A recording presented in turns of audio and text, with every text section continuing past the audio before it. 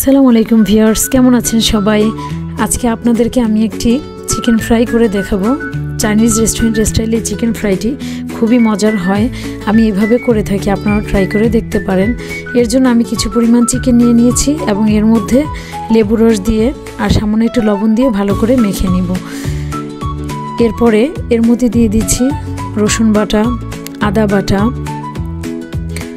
মরিচের গুঁড়া, ধনিয়ার গুঁড়া, জিরার গুঁড়া, এরপর সামান্য চাট মশলা, এরপর দিয়ে দিব সয়া সস পরিমাণ মতো, এরপর টমেটো কেচাপ আর একটি ডিম ভেঙে দিব।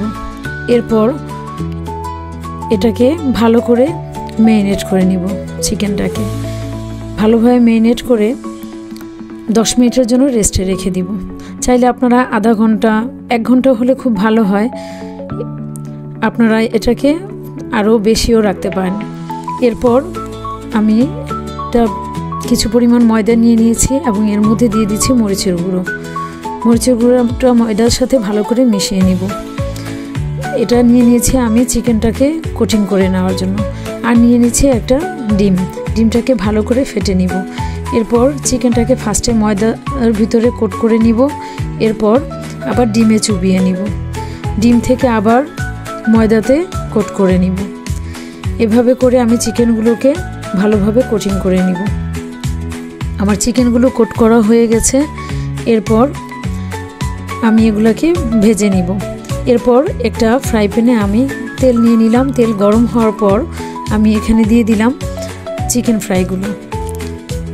এরপর মিডিয়াম আছে এগুলোকে আমি 10 থেকে 15 মিনিটের মতো ভেজে নিব, উল্টিয়ে পাল্টিয়ে ভালো করে ভেজে নিব।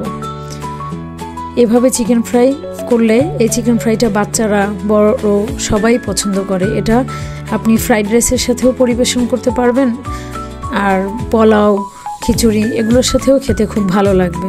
আপনারাও ট্রাই করে দেখবেন, আর কেমন হয়েছে অবশ্যই আমাকে কমেন্টস করে জানাবেন। এরপর চিকেন ফ্রাইগুলো রেডি হয়ে গেল। এগুলোকে আমি তেল থেকে তুলে নিচ্ছি। বেশ হয়ে গেল Chinese restaurant style chicken fry. কেমন হয়েছে অবশ্যই আপনারা কমেন্টস করে জানাবেন। আর আমার চ্যানেলটি ভালো লেগে থাকলে, আমার ভিডিওগুলো ভালো লেগে থাকলে অবশ্যই আমার চ্যানেলটি সাবস্ক্রাইব করবেন। সাবস্ক্রাইব করে আমার পাশে থাকবেন।